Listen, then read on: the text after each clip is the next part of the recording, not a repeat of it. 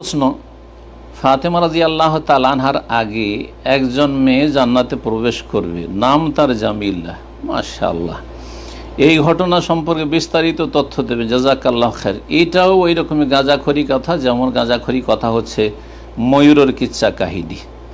আর এসব রাফেজি শিয়া ইসলামের দুশ্মন মুনাফিকরা তৈরি করেছে। চিন্তা করুন যে ফাতেমা রাদিয়াল্লাহু তাআলা আনহা প্রথম কথা, ফাতেমা রাদিয়াল্লাহু তাআলা প্রথম জান্নাতে যাবেন, এর দলিল কোথায়? কোন একটা সহিহ হাদিস আছে?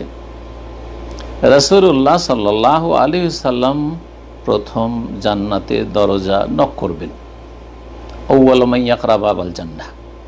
তারপরে তার জন্য ফেরেশতা বলবেন, হ্যাঁ আপনার সম্পর্কে আদেশ করা হয়েছে, খোলা হবে। তারপরে তার উম্মত এক এক করে প্রবেশ করবে। তার উম্মতের প্রথম ব্যক্তি প্রবেশ করবেন, এই উম্মতের সবচেয়ে শ্রেষ্ঠ ব্যক্তি যার উপর এজমা রয়েছে, তিনি হচ্ছেন আবু বকর সিদ্দিক রাদিয়াল্লাহু তাআলা আনহু।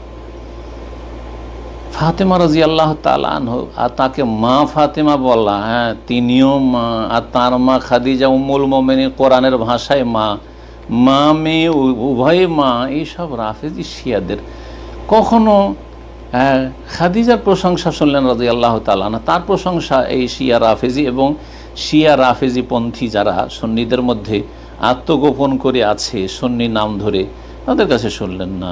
কখনো আয়েশা সিদ্দিকা রাদিয়াল্লাহু তাআলা প্রশংসা শুনলেন না, অথচ হাদিসে তার কত প্রশংসা রয়েছে। রাসূলুল্লাহ সাল্লাল্লাহু আলাইহি ওয়াসাল্লামের কাছে সবচেয়ে প্রিয় ব্যক্তি আবু বকর, পুরুষদের মধ্যে আর সবচেয়ে প্রিয় ব্যক্তি হচ্ছে নারীদের মধ্যে আয়েশা রাদিয়াল্লাহু আনহা।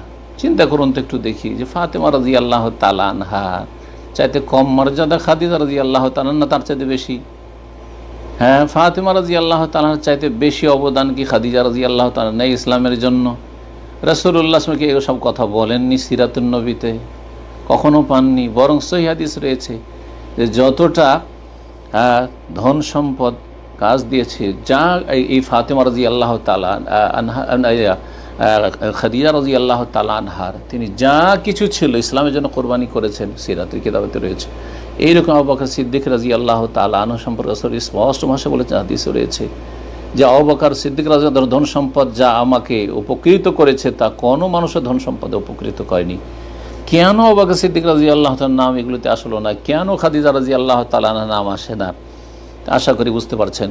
এইসব রাফেজি শিয়াদের ধর্মকর্ম, যেসব পয়জন ঢুকেছে আমাদের দেশের কথিত সুন্নিদের মাঝে, আলহামদুলিল্লাহ যারা সত্যিকার সুন্নি আহলুস সুন্নাত ওয়াল জামাত, তার এগুলো থেকে আলহামদুলিল্লাহ পাক পবিত্র রয়েছে। কিন্তু দিনের জ্ঞান অর্জন করার প্রয়োজন রয়েছে। দিনের জ্ঞান না থাকার কারণে অচেতন আপনি বিদআতি হয়ে যাবেন, কিন্তু নিজেকে সুন্নি মনে করছেন। জি।